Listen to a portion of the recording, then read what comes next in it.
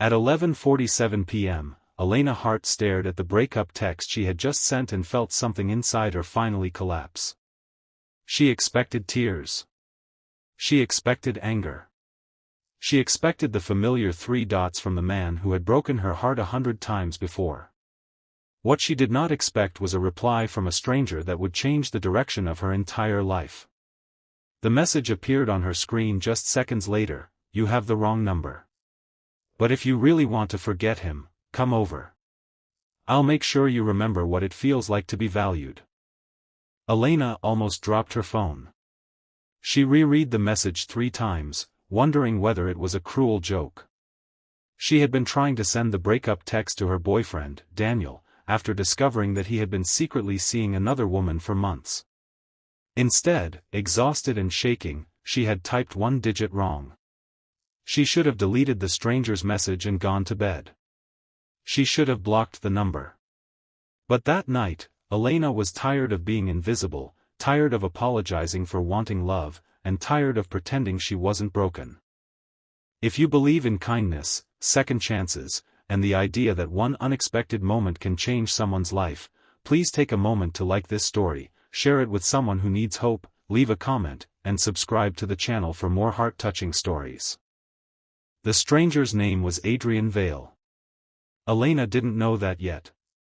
She only knew that his words were strangely calm. There was no crude joke, no demand, no insult. Just an invitation that somehow sounded less like temptation and more like a door being held open. She typed a cautious response asking who he was. His answer was short. He told her he owned a private restaurant downtown and that if she wanted somewhere quiet to sit, she could come there. He promised she would be safe. Elena almost laughed at the absurdity of it. A strange man offering comfort at midnight was exactly the kind of situation sensible people avoided. So she stayed home, curled beneath a blanket, and cried until exhaustion finally took her. The next morning, Elena woke to 23 missed calls from Daniel. She didn't answer any of them. She packed a small suitcase and went to work, determined to survive the day without falling apart. She had spent 3 years believing Daniel was her future. She had defended him to her friends, forgiven his broken promises, supported him when he lost his job, and even emptied her savings to help him start a business. Then she discovered that the business wasn't the only thing he had been building behind her back. He had been building another relationship too. By lunchtime, Daniel was waiting outside her office. Elena tried to walk past him, but he grabbed her wrist and demanded that she listen. He told her the affair meant nothing. He said he had been lonely. He blamed her for being too busy. Then, with a bitterness that hurt more than the betrayal itself, he reminded her how much money she had spent on him, as if her kindness had been a debt he was entitled to collect. Elena finally understood something painful. She had not lost the love of her life. She had lost the illusion that he had ever been the man she thought he was. That evening, Elena returned to the strange number and stared at the previous night's message. Against every instinct she had, she typed a simple question asking whether the offer was still available. The reply came almost immediately. "The restaurant is closed tonight. But the door is open for you." An hour later, Elena stood outside an enormous stone building hidden behind tall iron gates. She nearly turned around. The place looked nothing like an ordinary restaurant. Black cars lined the driveway, men in dark suits stood near the entrance, and security cameras watched every movement. Before Elena could decide to leave, a tall man opened the door and quietly told her that Adrian was expecting her. She followed him inside. The restaurant was breathtaking. Crystal lights reflected across polished floors, soft music played somewhere in the distance, and the entire place seemed designed for people who lived in a world Elena had only seen in movies. Then Adrian Vale walked down the staircase. He was younger than she expected, perhaps in his mid-30s, dressed in a black suit without a tie. His face was controlled and serious, but his eyes were unexpectedly gentle. Elena immediately recognized the kind of presence that made rooms become quiet. She didn't know his reputation yet. She didn't know that businessmen feared him, that criminals whispered his name, or that police departments had entire files dedicated to his organization. All she knew was that when he saw her, his expression changed. He didn't ask why she had come.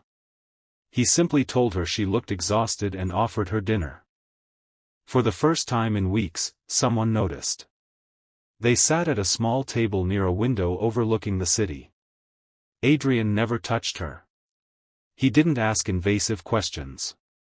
He simply listened while Elena slowly told him about Daniel, the betrayal, the breakup text, and the humiliating mistake that had brought her there. When she finished, she expected him to laugh. Instead, Adrian looked down at his untouched glass and quietly admitted that he understood what betrayal felt like. Years earlier, his younger brother had been murdered because Adrian trusted the wrong person. That night had changed him.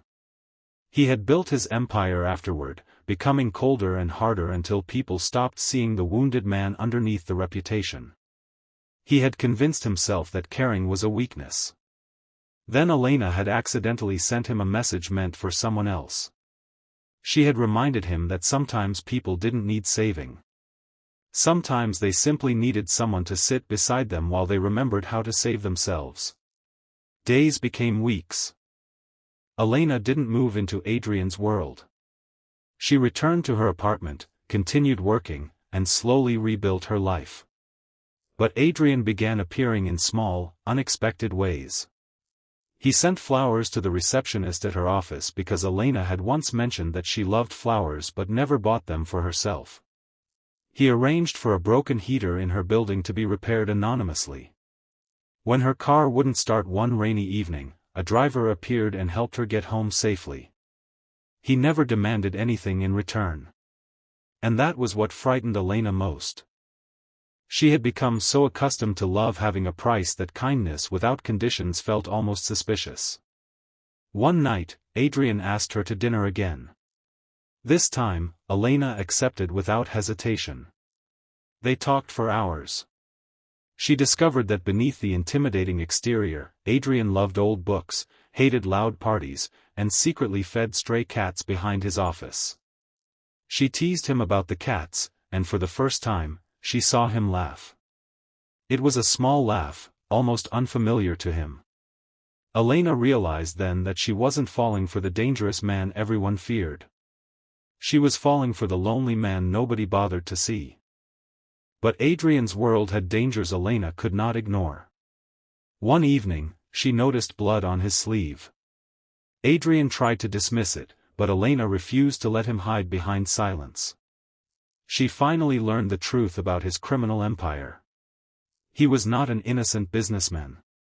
He had enemies, people who wanted him dead, and a past filled with choices he could never erase. Elena was terrified. She told him she couldn't build a future beside someone surrounded by violence. Adrian didn't argue. Instead, he told her that she was right. He said he had spent years believing power could protect him from pain, but power had only created more enemies. He told her that if loving her meant choosing between his empire and the chance to become a better man, he would choose her. Then he did something nobody expected. He began dismantling the most dangerous parts of his organization. He walked away from illegal operations, handed legitimate businesses to trusted managers, and used his fortune to establish a foundation for families affected by violence. His enemies called it weakness. His associates called it madness. Adrian didn't care. For the first time, he wanted to build something that didn't depend on fear. Months later, Daniel returned.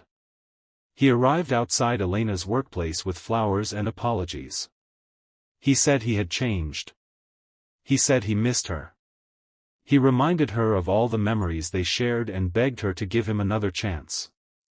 Elena listened quietly. Once, those words would have destroyed her resolve. Now they sounded like echoes from a life she had already survived.